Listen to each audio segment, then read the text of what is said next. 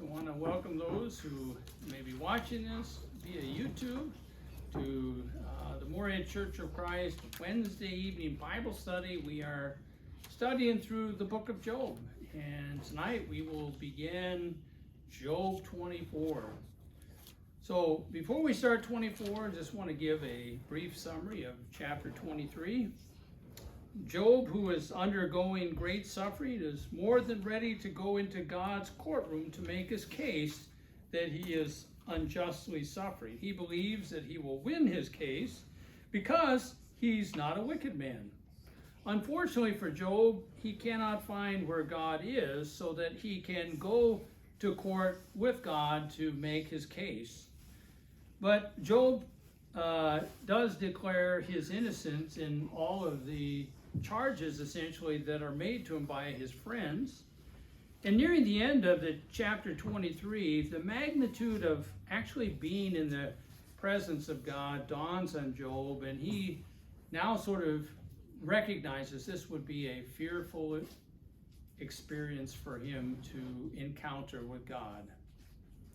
Okay, that being said, we're going to go into chapter 24. We're going to break down the text and do some reading. So I'm going to ask Brother Brian if you'll read 1 through 6. And Ricky, would you be willing to read 7 through 12? Yes. Okay, thank you.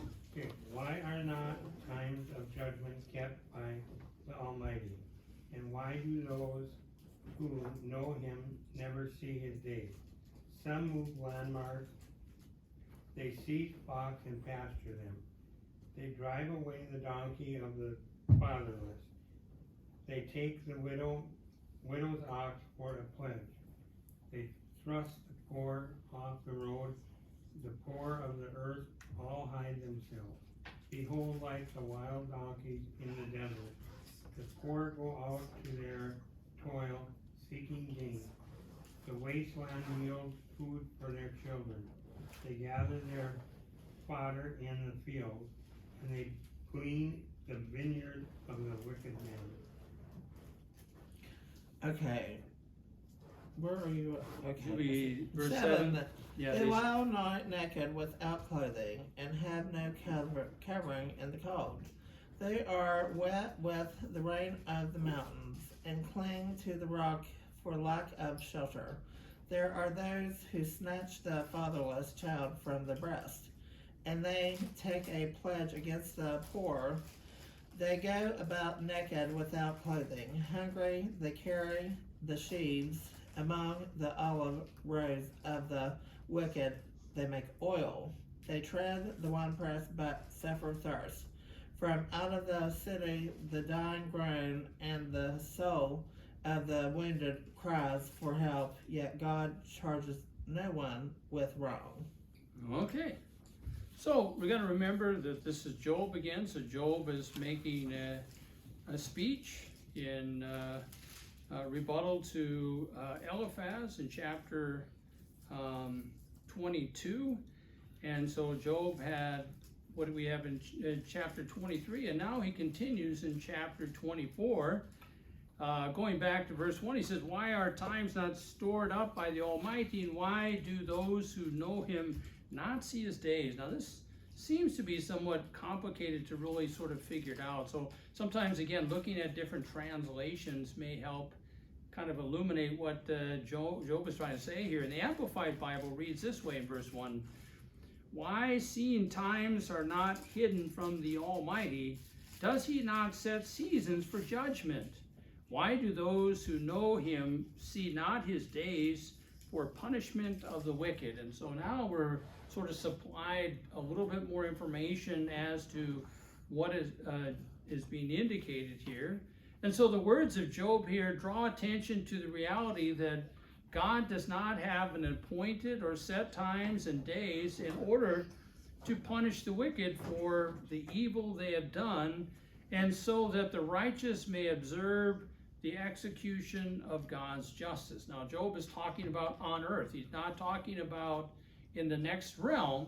But remember that the friends of Job are accusing him of being wicked because he's suffering. And Job is saying, no, I'm not suffering because I'm wicked. And Job's point is listen, there's lots of people doing wicked things, and God's not judging them. So And I want, what's this, that? this said that Job was with the boils and sick for months. Right? It said that this went on for a long time, that Okay. he endured this. Right. In the Defending the Faith Bible. Sure. So, But see, Job is really making an argument, a counter argument to his friends who say you're suffering because you're a sinner. And Job is essentially saying, well, I'm suffering, but I'm not a sinner. Here's some sinners, and they're not suffering. And the idea is God isn't, does not have appointed times in which he essentially says, okay, I'm going to judge these wicked people, and they're going to be punished, and they're going to be suffering.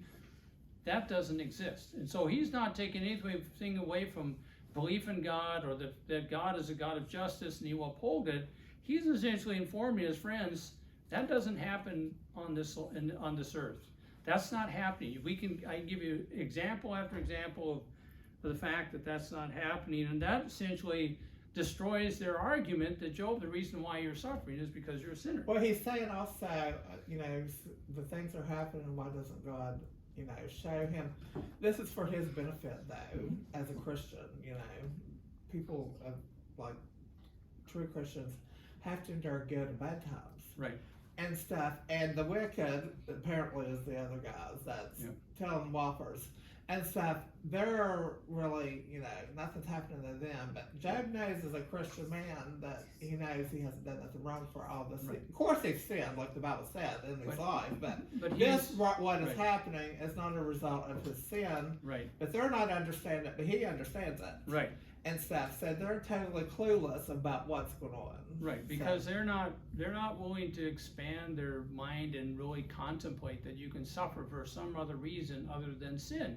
And that's why Job again sort of presents this argument. Guys, if that's your argument, here's examples of people that are wicked and they're not suffering. So how can you be so rigid in applying that theology to me when it doesn't even fit really with the other examples that I can offer to you? So let's think about this verse a little bit. Why is it difficult for the righteous? So we're just sort of stepping back and we're thinking about this a little bit more. Why is it difficult for the righteous to endure the wickedness of the wicked in this life? Just want to think about that one. How is that? Yes, a Christian and why is it difficult to sort of endure the wicked? It's not necessarily that the wicked are attacking you or doing things to you, but the idea that it's going on all around you. And why is it difficult to endure the wickedness all around us in this life? I think you just answered that. What's that? I think you kind of answered it when you were explaining it. It's all around us, and it's Okay. for being everywhere we go. We're surrounded by kind of what the world thinks is okay, and Sure. Okay. Well, Satan is very dangerous. And if we don't know how to get rid of the devil, and by that being said, the people of the world are of the devil. Mhm. No matter what they say, if they don't practice the truth Right. and stuff, you aren't going to understand. And things happen to us and Satan. God's saying, here, this is what can happen. This is how Satan works. Right. This is one scenario of how he works. Right. And stuff. So you've got to learn, like with patience and stuff, or something bad happens, you just don't understand it, just like the car business. You've got to have faith that, God's going to prevail one way or another. It doesn't matter what's going on. And this is something that the non-Christians don't understand. They just say, oh, God's for me. Look at all this stuff that's happening. It's just wonderful, isn't it? But, we understand when things are happening to us that God's putting us to the test. Okay. To teach us about Satan's evil stuff, and whatever that may be, Right. we've got to have faith to persevere to get through whatever circumstance that is. Let's add some more to this to really think about it. Why is it difficult for the righteous to endure the wickedness of the wicked in this life? And I have number one, because it can be frustrating seeing evil take place with no consequences for evildoers at the hand of God. In other words, we know God is in heaven. We know he has a righteous law, but people are doing whatever they want.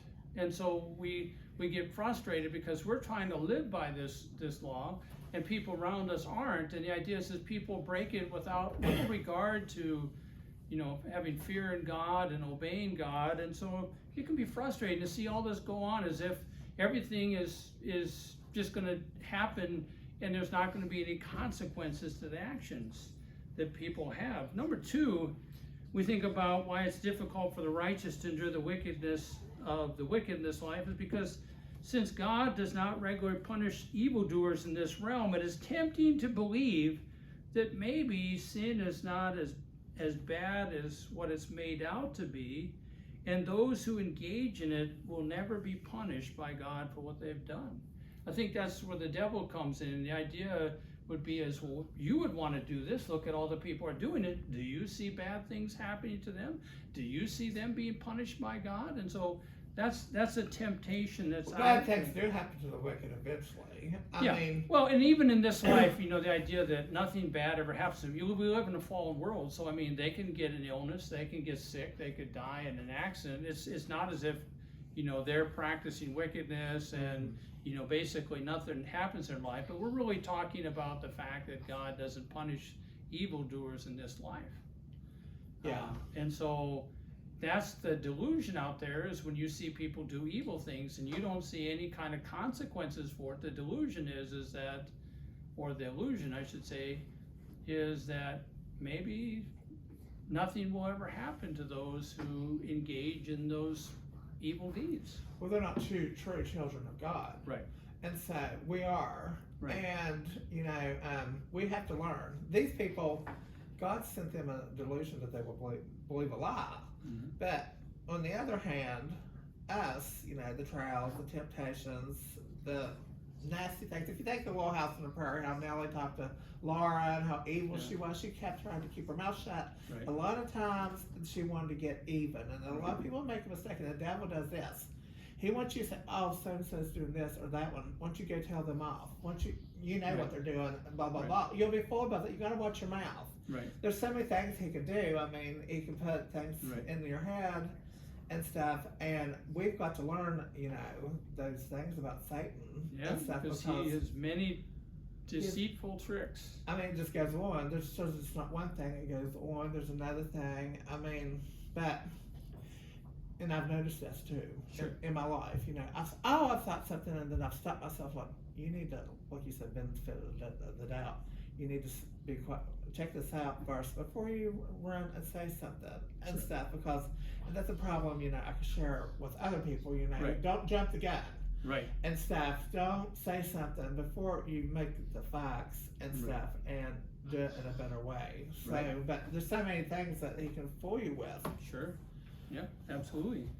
So we look at that, the idea is, the truth is though, as we have been assured by Scripture, is that God is a God of justice, and he must uphold justice in order to be true to his very nature. If justice may not be served in this life, but it is most certainly be served in the afterlife. And so we as Christians recognize that, and we recognize that, you know, there's going to be consequences, and yeah, you're not going to face them in this life. And because people get away with so many things, the idea is they think that they're never going to be held accountable because so many people are doing it, and it doesn't seem like it needs to happen. But as Christians, we're assured that the judgment is coming. Everybody will be Well, I do held believe the accountable. wicked do. God is a God of justice. Right. Like things that are done to the Christians, evil things that are done to us, there is, like you said before, God is able to pull the rug out from under anybody. It doesn't matter how slick they are or Right. what they're doing. It doesn't matter what they're doing. God knows about that secret sin. Yeah. God knows what they're doing.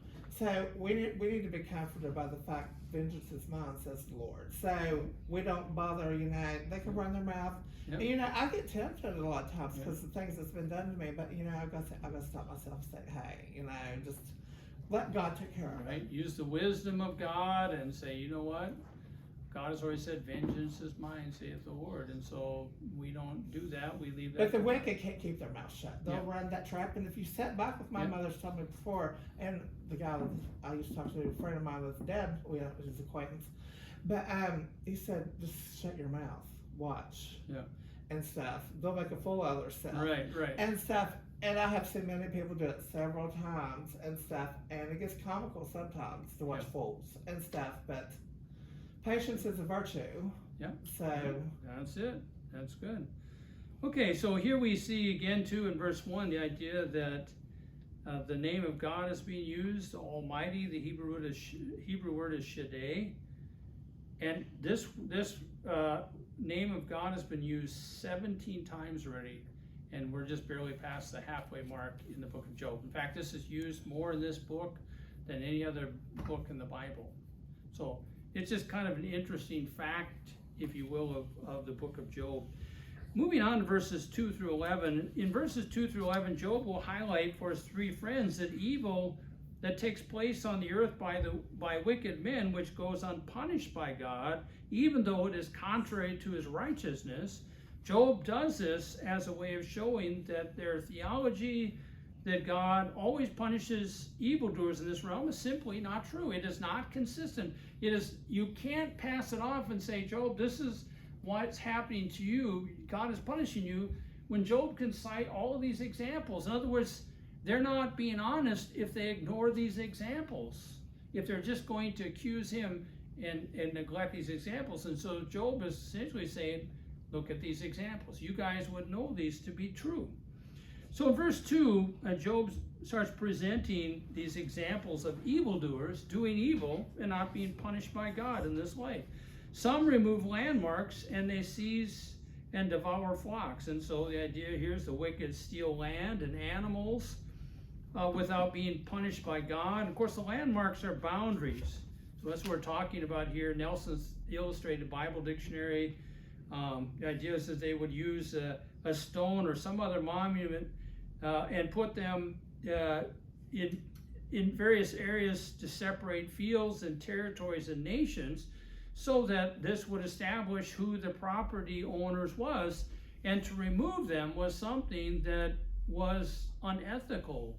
You're essentially moving it to steal land from somebody, and that was severely chastised under the law of Moses, that was not something that God's people were to do, and if they did, there would be a curse. Deuteronomy 19:14, Deuteronomy 27 verse 17.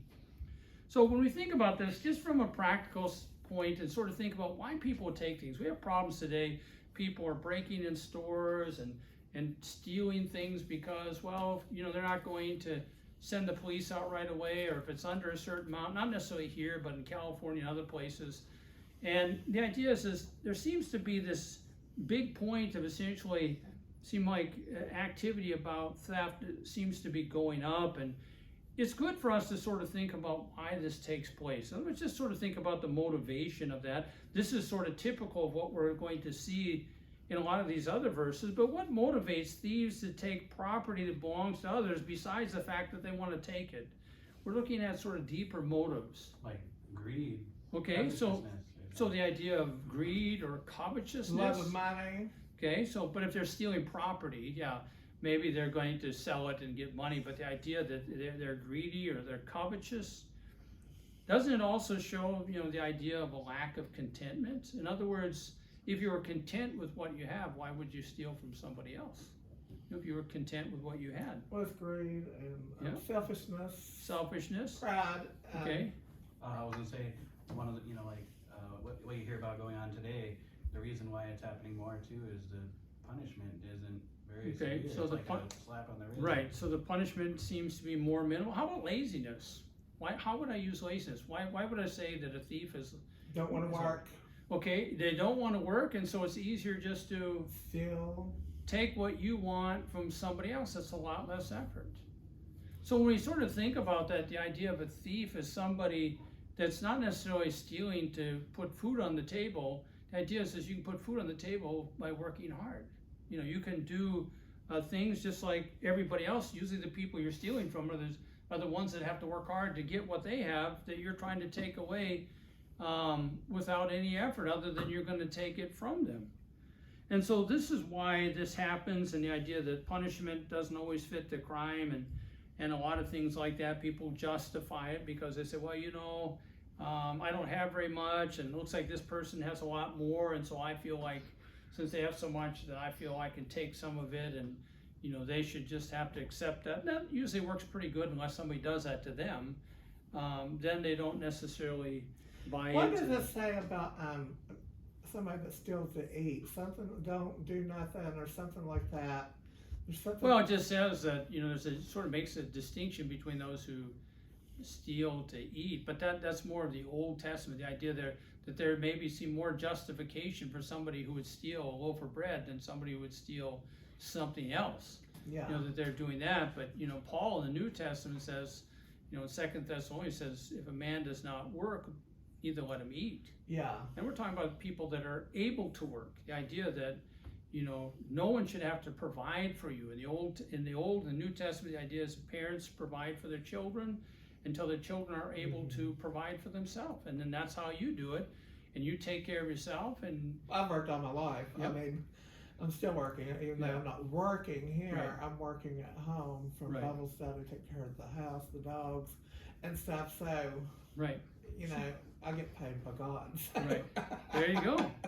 So we want to look at this and just kind of pick up and go here. So Job is not advocating that it does not pay to be righteous, or that God is unconcerned about evil that wicked men do. What Job is telling his three friends is that there are plenty of examples that show that God does not punish every person in his life for the sin that they've done. So we go on to another example that Job will present about the wicked. They drive away the donkeys of the orphans, and they take the widow's ox for a pledge. And so the idea of driving off here, Brown Driver Briggs Hebrew English Lexicon, the idea is they're taking them, they're driving them off, they're taking away sort of as for their own. And when we see orphans and widows here, we see the most vulnerable people in ancient times were orphans and widows. And you think, what kind of lowlife would do something like this to people? The idea that these are the most vulnerable people in society. Well, the kind of lowlife people that would do that would be the wicked man, who essentially is a selfish person who doesn't care about others, but he essentially wants to gain more than he has, and since he is bigger and more powerful, whatever the case may be, he can essentially take it away without really being challenged, and then he can have it for himself. But he's showing here the idea that, you know, he's taking away the donkeys of the orphan. This belongs to the orphans. This is money. You're taking away animals, you're taking away money from them. And here it talks about they take the widow's ox for a pledge. An ox would be an important animal in terms of trying to till the soil, plant crops and things like that.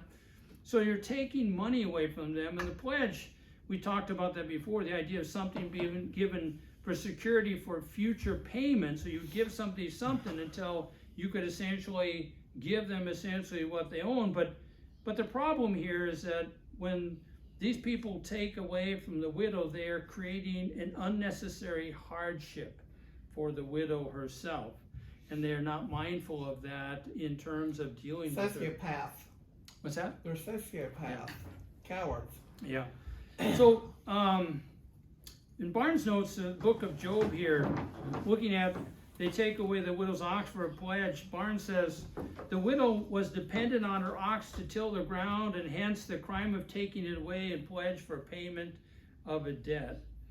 Job's point is that wicked men do this great evil to orphans and widows, and this goes unpunished by God. Another example is going to be presented in verse 4. Job says, they push the needy aside from the road. The poor of the land are made to hide themselves altogether. So I want you to picture this. The wicked are going down the road, and there's somebody who is needy or poor, and the idea that they would push or thrust aside the needy, they're like, get out of my way. And the idea is they have no regard for them. This is what, you know, the wicked do that. And the idea that, you know, this is a wrong that you do. You don't treat people like that. But that could be, you know, them stealing. That's what Satan does. This is let the one that steals steal no more. Right. And they rob the poor. So, in my view, God has shown us, you know, what the devil does and stuff. And we need to be very careful because, you know, Christ said, let the one that stole steal no more. Right. And stuff. So that's why we're supposed to be watchful and stuff over our godly things, because the devil's always trying to steal. Right. And stuff. He never stops. So. So here you have the wicked thrusting aside those who are poor. And they do it because they have unchallenged power. They have maybe a lot of money. They have sort of this power that essentially over others that they can do what they want. If someone is in their way, they can push them out of the way with no concern for what happens to others. Sadly, the poor, having no protection against their oppressors who go unpunished, live in fear and hide themselves from those who would do them harm. Job's point is the lack of God's justice in society. It's not that Job wouldn't want that to happen, but he's making an observation that this just is not how God operates. And you guys should be able to see it. You, my 3 friends who are accusing me of wrongdoing, should be able to see this and accept that doesn't fit with what you've been saying. So in verse 5, Job says, behold, as wild donkeys in the wilderness, they're talking about the wicked, go forth seeking food in their activity as bread for their children in the desert. And we're talking about the wilderness is really an area that is not suited for farming. It's usually dry and rough and rocky, and this is, we're talking about the area there. And so you're really talking about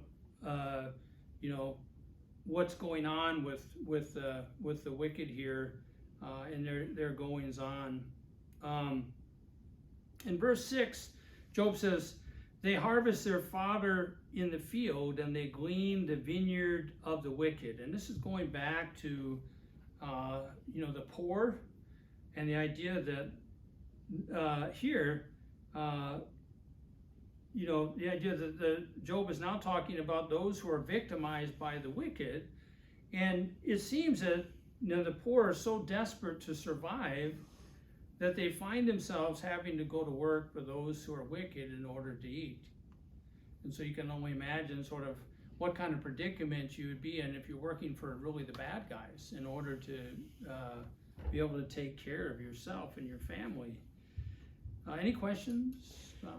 Well, a lot of people in employment have to deal with a wicked person, and a lot of times it's really hard to keep that job because they can dictate your job because they have all this power and stuff, unless you can find something else. Right.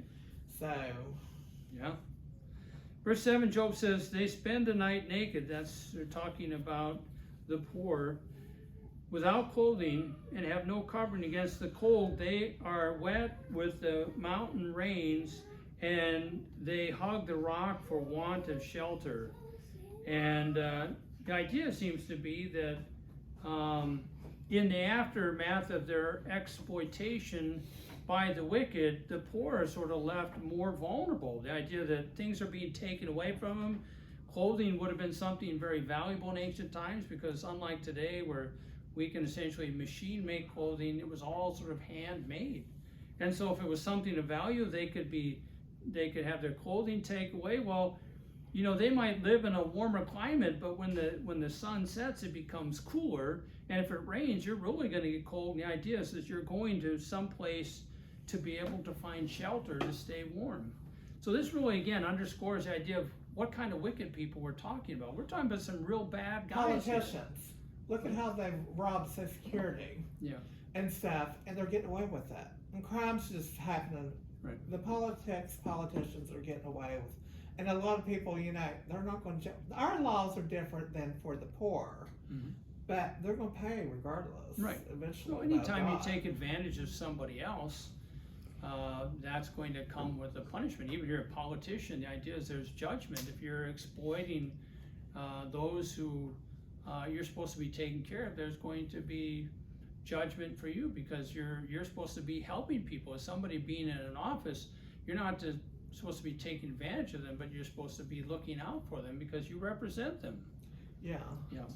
Okay, verse 9, Job says, others snatch the orphan from the breast, and against the poor they take a pledge. And again, we're looking at this, trying to really understand this a little bit more clearly.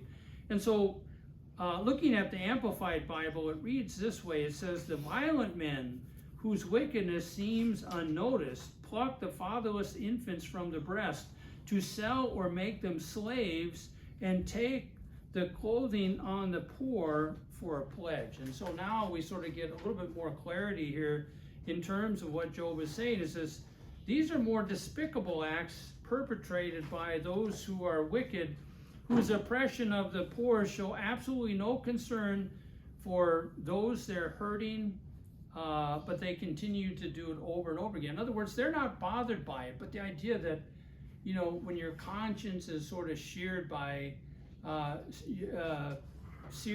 essentially doing wicked things over and over, the idea is after a while it doesn't appear that these things bother people.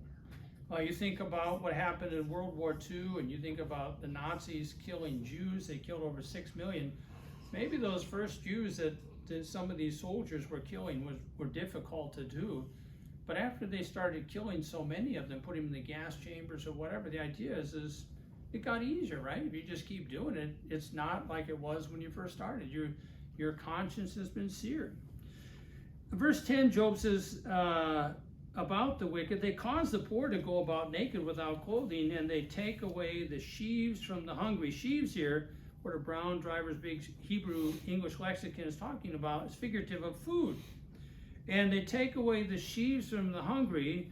Those who have labored in order to supply food for themselves and their families essentially have it forcefully taken away from them by those who are more powerful, the wicked, leaving the poor with little to satisfy their hunger. So this is sort of the mentality. The idea is that if I'm bigger than you and more powerful than you, whatever, then I can take advantage. I take it, and what are you going to do about it? And you have a lot of that mindset today where people sort of operate in gangs that think they can just come up to some older person, you know, there's 4 or 5 of them beating up on him, take the wallet or the purse or whatever. And the idea is what are you going to do about it? Well, they can't. I mean, they're overpowered by not just one, but there's 4 of them. But the idea is something will be done about it by God later. But for Job's point is this goes on, and God doesn't punish the wicked here. Okay, that's Job's point. Verse 10, or verse 11, I should say, within the walls they produce oil, they tread wine presses, but thirst. And this is talking about the poor. So the poor are not lazy people. The poor are working very hard. So they are taking olives, and from those olives they are crushing them in order to be able to take from those olives the oil that can be used in lanterns and can be used in salves and other kinds of things. So they're producing olive oil, and they're also crushing grapes in order to make grape juice. So they are busy doing things for their families for their benefit to survive. But in the end, the wicked come around and they essentially confiscate or they forcibly take away what belongs to the poor because they can. I believe in a sense for the Christians too, that happens with the wicked. Instead for the Christians to rely on God. Right. You know, the true Christians. God will supply my every need. Right. No matter how bad hard times are. Right. And stuff, we always trust in God for everything. Yeah. And that helps, the Christian community have more faith in God, no matter what's going on, what the wicked do, because we know they're not going to prevail. Right. Eventually, their destruction's going to come. So we live because we fear God. We live our lives because we fear God. That's why we don't do some of the things that we're talking about here and many other things that are wrong, because we fear God. When people essentially do wicked and evil, they have no fear of God. If they did, recognizing that judgment is coming to them one day, they wouldn't do the things that they do. And so we're mindful of that fact that we're accountable to God. We're going to answer for everything that we say and do and think in this life. So we better have our lives in conformity with the will of God. If we do, then when we stand before God, we're going to be covered by the blood of Christ, that we're not going to be punished for things that we've done because we've walked in the light as Christ is in the light. Verse 12, Job says, from the city men groan, and the souls of the wounded cry out, yet God does not pay attention to folly. And in studying for this lesson, I was, I called to mind sort of the idea that some atheists would echo this as well. If God is good, why does he allow people to suffer at the hands of other people, bad people? How is God at fault though? Does God make the bad people the bad people? Did God make Adolf Hitler a bad man? And what we notice in looking at the Bible is that God created everyone good. Ecclesiastes 7, I believe verse 27 through 29. But they essentially went into evil. God gave mankind free will. And the idea is when you give somebody free will, they're allowed to act differently than what God wants for them. But that doesn't mean that God is in support of what they're doing, the bad that they do, nor does it mean that God is powerless to do anything. The Bible really just teaches us how God operates in this world today. Those who do evil are a testimony that there is a devil exists. I mean, how else do we explain evil in the world? It can't come from God. You know, the idea that God isn't punishing people doesn't mean that God is the evil. The idea that there actually is an evil one, which the atheist too, what I was talking about, was trying to rule out God wasn't real and stuff, but he said, well, there is evil in the world, but I recant my statement because if I say that, I have to admit God is real. I hate when that happens. Yeah. Contradictions themselves. Yeah. But I laughed when I said that. I was just like, you just put yourself in a checkmate there. The atheist fails to understand that there is justice coming to all who sin, but not of this life. If the atheist is truly concerned about evil in the world, he would not turn people away from believing in God, so that those who endure suffering at the hands of others may find comfort, strength, and help from God, and those who perpetrate evil may come to fear God and his justice upon sinners. The idea is, turning people away from God's a bad idea, because essentially those who are essentially being victimized can find comfort in God, and those who are the perpetrators may turn from their wicked ways. So it actually makes sense not to turn people away from God, but to turn them to God. So Job concludes here in verse 12 that wickedness is happening everywhere, and that God does not, at specific times, pass judgment upon wicked to punish them with suffering for the evil they have done in this realm. Job is not disparaging God. He's not suggesting that God does not care about evil that people do that victimizes others as a result. But what he is essentially saying is that there is no immediate punishment of the wicked in this realm. So let's move on to verses 13 to 17, because we're running out of time here. And Ryan, would you be willing to read 13 through 17? Sure. Others have been with those who rebel against the light. They do not want to know its ways, nor abide in its paths. The murderer rises at dawn. He kills the poor and the needy, and at night he is as a thief. And the eye of the adulterer waits for the twilight, saying, no eye will see me, and he disguises his face. In the dark they dig into houses, they shut themselves up by day, they do not know the light. For the morning is the same to him as thick darkness, for he is familiar with the terrors of thick darkness. Okay. So in verses 13 through 17, Job introduces really another class of wicked men. They're all wicked, they're all bad. But this is a different class he's talking about. These men make plans and carry them out at night.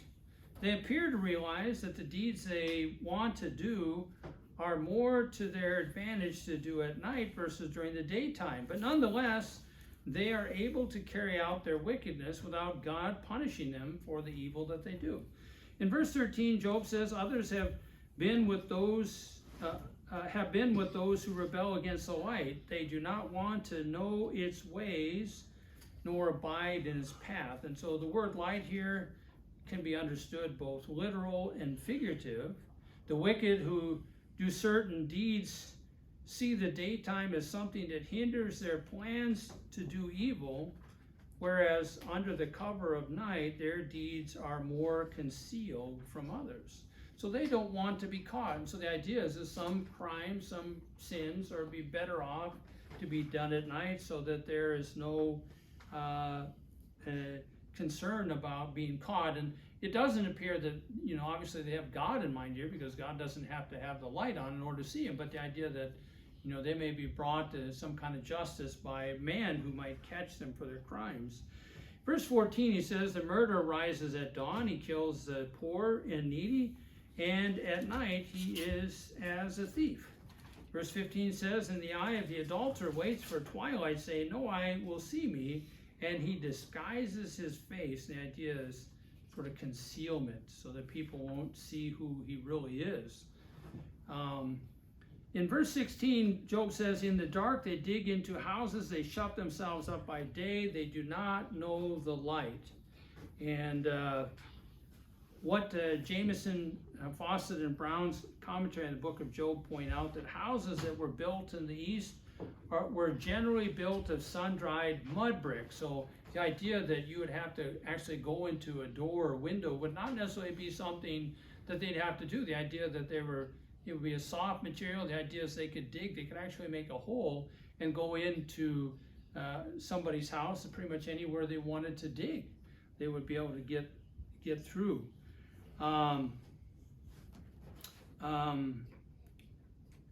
Here it says they shut themselves up by day, verse 16. Here the word shut in Brown Driver Briggs Hebrew English Lexicon means they shut themselves up, do not show themselves, they seal up the days unto themselves. That is, daytime is for them sealed up and unused. Verse 17, Job says, for the morning is the same to him as thick darkness, for he is familiar with the terrors of thick darkness. And Barnes notes on this first phrase here, for morning is the same to him as thick darkness. Barnes notes here, they, that is the wicked, dread the light as one does usually the deepest darkness. The morning or light would reveal their deeds of wickedness, and they therefore avoid it. The second phrase here, verse 17, for he is familiar with the terrors of thick darkness. The Amplified Bible says, for midnight is morning to all of them, for they are familiar with the terrors of the deep and darkness. In other words, they're accustomed to going out at night. They're accustomed to essentially having to commit their crimes at night in darkness, and their darkness is like day to the typical person. Okay, moving to verses 18 through 25. Jenna, would you like to read the rest of that for us, please? They are insignificant on the surface of the water. Their portion is cursed on the earth. They do not turn toward the vineyards. Drought and heat consume the snow waters. So does shield those who have sinned. A mother will forget him. The worm feeds sweetly till he is remembered no more, and wickedness be broken like a tree. He wrongs the barren woman and does no good for the widow, but he drags out the variant by his power. He rises, but no one has assurance of life. He provides them with security, and they are supported, and his eyes are on their ways. They are exalted a little while, then they are gone. Moreover, they are brought low, and like everything gathered up. Even like the heads of grain, they are cut off. Now, if it is not so, who can prove me a liar and make my speech worthless? Okay, so we have a sort of a general, if we had a general thought here that Job is presenting, what would you say it was? That the evil is not having no consequences of their actions. Okay. And, the wicked do come out at night. Right, well, and sort of, the idea is that Job is saying the wicked are going to get what's coming to them. Job is not under delusion. After you talk so much about all these examples, hey, look at these people. They do this to the poor. They do it to those the most vulnerable. Nothing happens, nothing happens, nothing happens, nothing happens. They're doing this, that. But Job sort of brings it all around, and he's saying, time is going to come where they're going to get what's coming to them, and that's really what the theme of the last part of this is. Job wants his three friends to know that the wicked will be punished by God at some point in time, but contrary to their opinion, it will not be immediately after their sin. Verse 18, it says, they are insignificant on the surface of water. Their portion is cursed on the earth. They do not turn toward the vineyards. This is a really kind of hard and tricky verse. English versions of the Bible vary widely on really how they read on this. But the word insignificant here in New American Standard is talking about, according to Brown Driver Briggs Hebrew English Lexicon, of the swift vanishing of the wicked. The phrase "they are insignificant on the surface of water" essentially seems to be that the wicked will disappear or vanish in death, as if they're sort of, you see them something floating on the water as on a river, and then eventually whatever you see, the branch or whatever, it just sort of floats away. And so that's seems to be an impression there that the wicked are just going to float away. They're going to drift away. Their portion is cursed on earth. They do not turn towards the vineyards. And here it seems to be the idea that the prosperity of the wicked will come to ruin when they are swept away. In other words, they're going to come to an end. They might seem to be able to accomplish a lot of things, and nobody is essentially able to challenge them, hold them accountable. They just continue to do it, but it's not going to last forever. Verse 19, Job says, drought and heat consume the snow water, so does Sheol those who have sinned. And here, the idea is that just as the drought and the heat absorb the melted snow waters, so will death consume those who have sinned against God. The wicked will reap the punishment of God for the evil they have sown in their lives. With the practice of sin, there will always be punishment from God in his time. Verse 20, Job says, a mother will forget him, that's the wicked man. The worm feeds sweetly till he is remembered no more, and wickedness will be broken like a tree. So we're talking about, the fact that the wicked man is going to perish. The word New American Standard here is translated from a Hebrew word, rahim, and it really means womb. So it's really maybe more the focus is the womb. And Robert L. Alden in his New American Commentary on Job says, quote, the womb is our home at the beginning of life, and the worm is our companion at the end. And we're really talking about somebody deceased, and the idea that you have worms essentially destroying the body. And this is really what's being brought out for the wicked man. The New American Standard reads, feeds sweetly. And Brown Driver Briggs Hebrew English Lexicon, the idea that become or be sweet, pleasant, to suck. The worm does suck him, feast on him. And so it really shows from that perspective of the wicked, the idea that as mighty as he might have been, the idea is he's going to succumb to this kind of end. And this dark picture is painted for ungodly ones who live in sin. The injustices of the sinner will most certainly come to an end for them. The second part of the verse here, it says, and the wickedness will be broken like a tree. The Amplified Bible reads here, and unrighteousness shall be broken like a tree which cannot be healed. And so the idea is once God deals with the wicked man, he is forever shattered or broken. Verse 21, Job says about the wicked man, he wrongs the barren woman and does no good for the widow. The wicked man is portrayed as a tyrant who in callousness injures the barren woman and widows because he can. He's that kind of person. Verse 22, Job says about the wicked man, he drags off the valiant, I should back up here, not about the wicked man, he's talking about God. But he drags off the valiant by his power, he rises, but no one has assurance of life. And Wayne Jackson in his book of Job says, quote, and though God appears to preserve the mighty or the wicked by his power, in reality they have no assurance of life. In other words, since God is really holding back from them, and they might seem like they're thriving, the idea is that is only really an illusion, but in the end, the idea is God is not going to preserve their life. Verse 23, it says, he provides them with security, and they are supported, and his eyes are on their ways. This is talking about God in relation to the wicked. According to Job here in verse 23,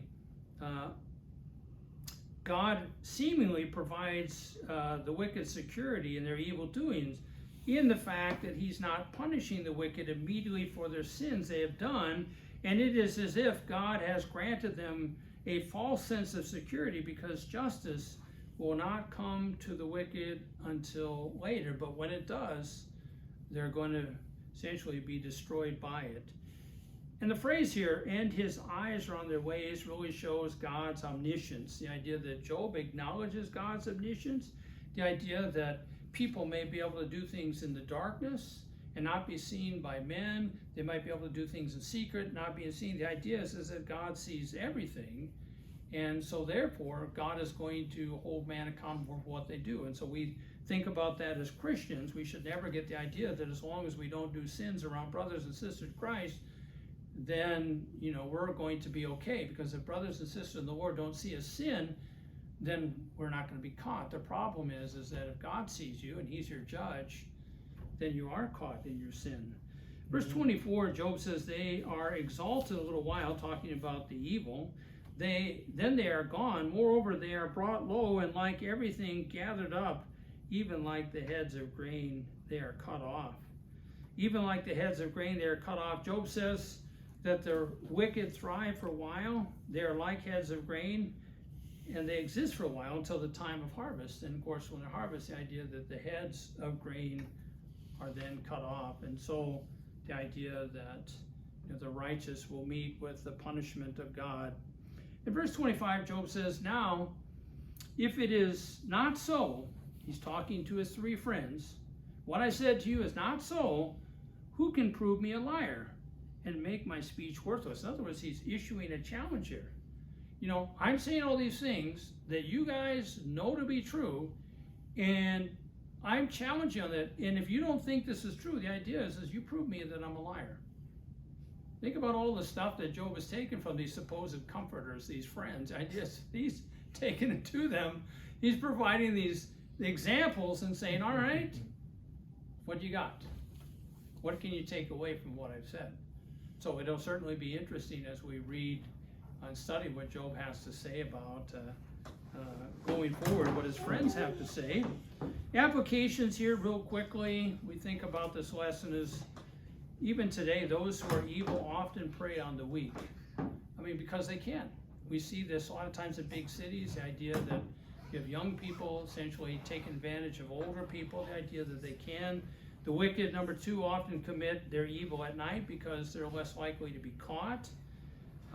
But as we've seen in the lesson, the idea is that the wicked are always destined for the justice and punishment from God. And so it doesn't pay to be wicked because you enjoy whatever supposed crime that you committed for a short time in this realm. But when God deals with you, you're going to pay a long time for the crime that you did. You're going to be suffering for your crime because you did what God did not approve of. Any questions or comments in the last part of went through 18 through 25 pretty quickly? All right, if not, I want to thank those who joined us tonight here in the YouTube video. We pray blessings for you. We plan to have another video this coming Wednesday, so God bless you. Thank you for joining us tonight.